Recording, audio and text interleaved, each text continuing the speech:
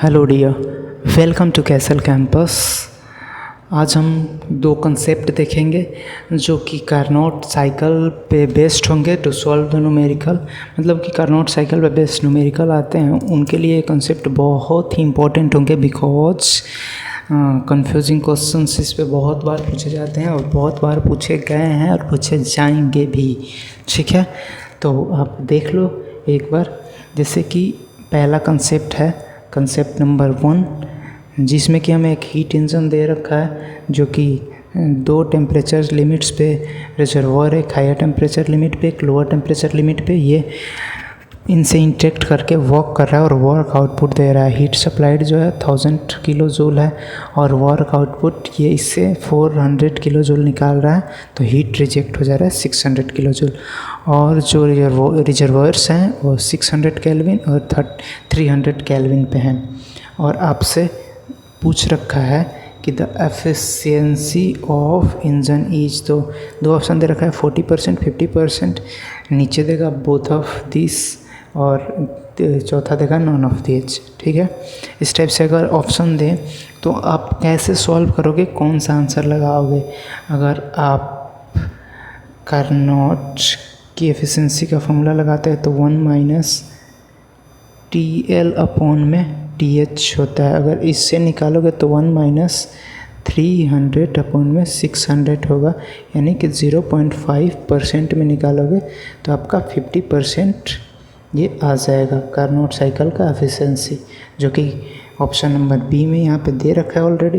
But आप एक और कंडीशन लगाओगे, efficiency is equal to output upon में इनपुट यानी वर्क नेट, तो 400 अपॉन में 1000 जो हीट सप्लाइड है, तो इससे आपका जो आएगा 0.4 यानी परसेंट में 40%।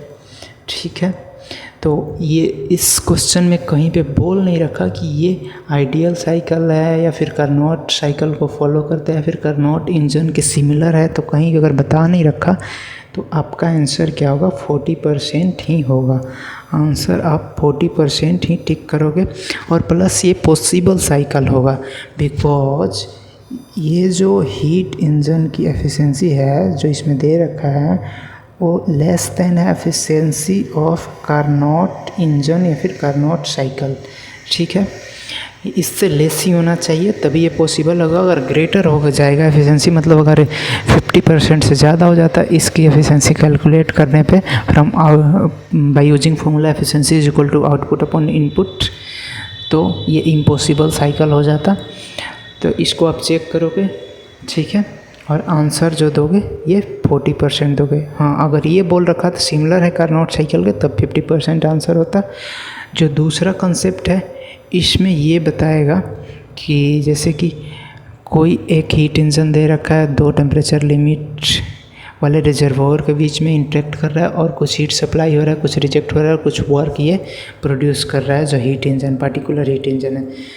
तो इसका एफिशिएंसी कैलकुलेट करना है, तो efficiency calculate most of cases में दे देता है सारे वैल्यू, लेकिन जो हमारा आंसर होगा इम्पॉसिबल होता है बिकॉज वो ऐसा आपको वैल्यू देगा हीट सप्लाइड का और वर्क नेट का कि आपका जो एफिशिएंसी आएगा हीट इंजन का वो ग्रेटर आ जाएगा एफिशिएंसी ऑफ कार्नोट साइकिल या फिर कार्नोट इंजन से। ठीक है, मतलब उसकी एफिशिएंसी टेम्परेचर लिमिट से निकालोगे, इसका आउटपुट अपॉन इनपुट करके निकालोगे हीट इंजन का एफिशिएंसी, तो ये ग्रेटर आ जाएगा।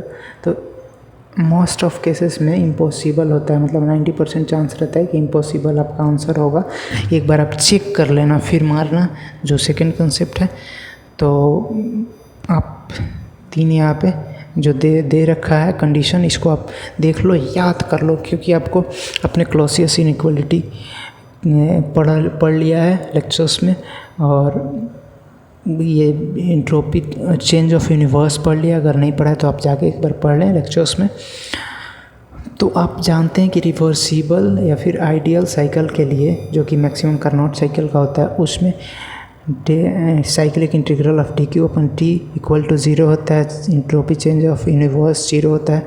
और इसमें एफिशिएंसी ऑफ हीट इंजन क्या होगा, एक्चुअल साइकिल का कार्नोट साइकिल के बराबर होगा, कार्नोट हीट इंजन। का एफिशिएंसी जो हीट इंजन दिया रहेगा एक्चुअली में उसके बराबर होगा एक्चुअल एफिशिएंसी के। और इरिवर्सिबल के केस में क्या होगा, जो cyclic integral of D Q अपन में टी होगा और लेस देन 0 होगा, मतलब नेगेटिव होगा। और entropy change of universe positive होगा, ग्रेटर देन 0 होगा। और जो कार्नोट एफिशिएंसी होगा वो ग्रेटर होगा एक्चुअल एफिशिएंसी से, ठीक है, इरिवर्सिबल में। और इम्पॉसिबल का एक केस आता है, उसमें आपको पता है कि cyclic integral of D Q upon T Clausius inequalities में आपको बता रखा है पॉजिटिव होगा, मतलब 0 से बड़ा होगा। और entropy change of universe negative होगा, जैसे कि नेगेटिव कभी होता नहीं है, तो इम्पॉसिबल है मतलब। और कार्नोट साइकिल का एफिशिएंसी जो होगा लेस होगा एक्चुअल साइकिल का आप एफिशिएंसी निकालोगे तो इन तीनों कंडीशन से कोई चेक करोगे तो इस पे अलग न्यूमेरिकल देता है, इस पे अलग न्यूमेरिकल देता है। मैं एक साथ लिख दिया हूँ ताकि आपको समझ में आ सके। लेकिन जो कार्नोट साइकिल पे न्यूमेरिकल देगा वहाँ पे ही कंडीशन लगेगा फॉर इम्पॉसिबल। अगर पॉसिबल होगा तो ये दोनों केसेस लगेंगे। तो यही तो केस कभी जब भी लगेगा जब similar to the Carnot cycle दे रखा होगा, या फिर एक जब एफिशिएंसी इक्वल आएगा तब समझ जाओगे कि वो सिमिलर दे रखा है। जैसे इसके पहले वाले कंसेप्ट में हमने निकाला, तो अगर दोनों से एफिशिएंसी 50-50% आता तो आप समझ जाते कि कार्नोट साइकिल या फिर कार्नोट इंजन के सिमिलर ही जो एक्चुअल इंजन दे रखा है वो भी है, ठीक है। तो आशा करता हूँ अपने कंसेप्ट को अच्छे तरीके से समझा होगा। इस लेक्चर में इतना ही। Now thank you and signing of.